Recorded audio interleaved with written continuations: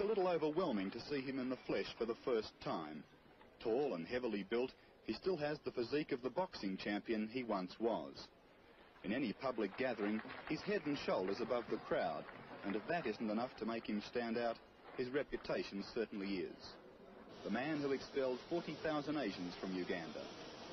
The man who is said to have liquidated up to 250,000 of his own people. His Excellency, Field Marshal Dr. Idi Amin Dada, VC, DSO, MC, possessor of almighty power and knowledge, lord of the clans and the land, the father of all twins, the cook with all the firewood, the lord of the shield and spears, the queen termite, the president of the Second Republic of Uganda. With respect, sir, I ask this question, do you think you're a tough man? Yes, I am. I am very tough, yes. And I will never give up.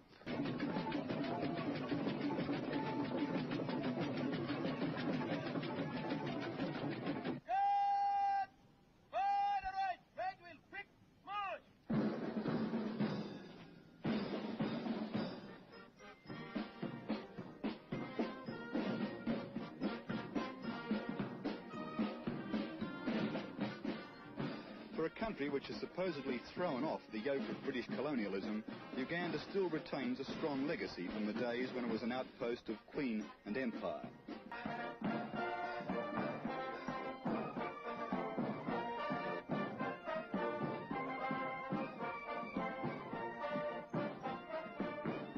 Thank you so much for everything.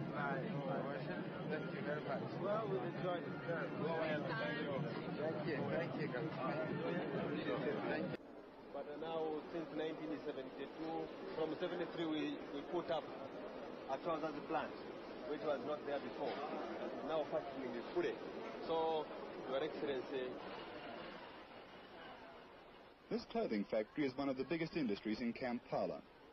Amin has made it clear that he welcomes overseas investment within certain guidelines, and the Japanese investors in this company have good reason to thank him. In Kampala, tall modern buildings and a boom in the construction industry are signs that the Ugandan economy is far from collapse. But the buildings are financed by international aid, much of it from Arab countries. Despite some press reports to the contrary, this is not a city or a country that's falling apart at the seams economically. In the streets of Kampala, the cars are modern and kept in reasonably good condition.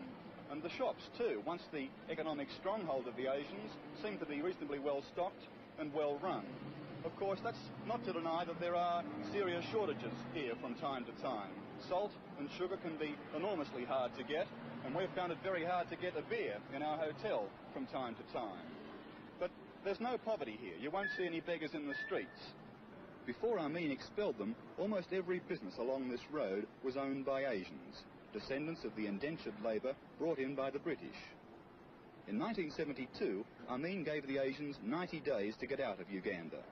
Their businesses were confiscated and handed over to native Ugandans. Now the signs over the shops have African names. It was a move that made Amin popular with his people. And therefore you should inform your country that we here in Uganda are now in position to work with the all-world community. We can employ them, we can give them responsible position in our Uganda. Even if we find that in that particular area we need somebody in ministerial level, we can put him. Whether it's Russians or Americans or British or African, I want just to, or Indian, I will put there. This I just wanted to inform you, because what we are interested is to see that it is money management of that particular department. This is very important for us.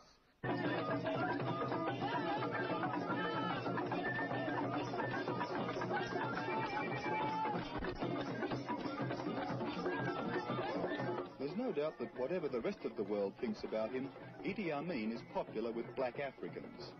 His strident nationalism and the flamboyant, if somewhat crude way he criticises his old colonial masters has earned him admirers outside Uganda, who see in him a black leader who refuses to play the game by the white man's rules.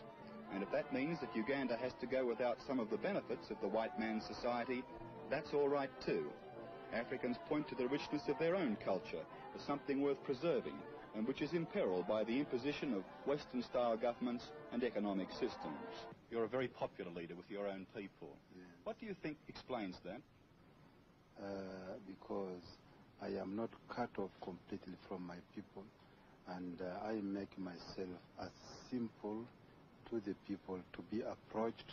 I can talk to them, and I can solve their problem, and I can allow a group of the people to talk to me, put their complaint rather than being stopped by anywhere.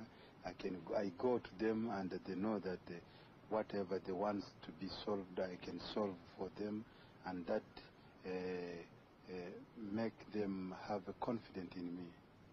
Do you maintain still a non-aligned status in world powers? Do you have a favorite, as say Russia versus America?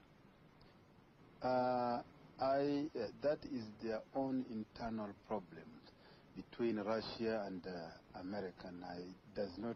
I don't want it to interfere there, because what I want from Russia should not be stopped by Russian, by American, and also I can buy anything. As I was saying here, that I have in my Air Force, I have American, I have Russian, I have also Chinese in the government. They used to train my army, and now we have Chinese Ugandan instructors, and I am non-aligned. I am also free. Uganda is a free country. It can work with any country which it wants to work with. It seems that you've been very shrewd then in the world of international politics. You've kept this position to Uganda's advantage. It is true. And we are in a better position today in Uganda. See, when I started it was very difficult, but now we are in better position than any country today in Africa. To outsiders it seems that there are still big differences between members of the OAU. Do you see those differences being healed as time goes on? Every country, sovereign state, has got the right to say and to take a decision on which he thinks is good. And I think Africa is united even than ever before. And I'm very happy to see that you should say what you think it is right.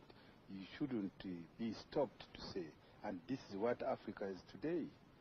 And I'm very happy about it. It is not divided. Africa is united. And you find some leaders, because I did not recognize the MPLA, they say I should resign from the chairmanship. But they are my best friend, you see. And after explaining to them my position, they are very friendly. It seems a pity, sir, though, that when a country becomes independent, like Angola, that there is no unity of brothers, as it were, that a group of people who want independence can't agree on a principle and a philosophy. It is true, and that is because might be some independent, some of the liberation movement, they have been getting assistance from different country with different political ideology. That is the reason of this. But we are trying our best as chairman, myself, OAU, to bring them together. You were quoted as saying once that Hitler was right when he murdered 6 million Jews. That was a story that was put out anyway. Might be Hitler was against Zionists. But you're not opposed to Jews personally. I am not against Jews completely. See, I am a friend of Jews, but I am against Zionist policy of expansioning the Arab lands and also kicking away the Palestinians.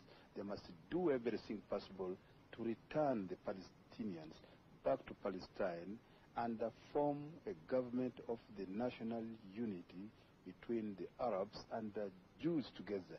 This was my main aim. Excellency, it seems that without doubt you must be the best known of the African leaders.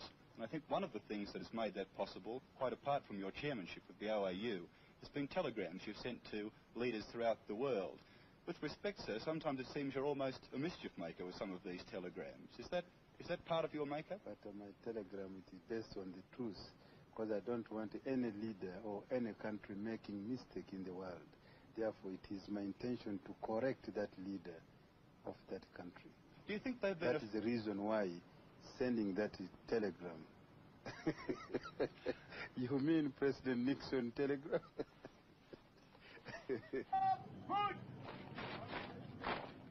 Idi Amin is first and foremost a soldier.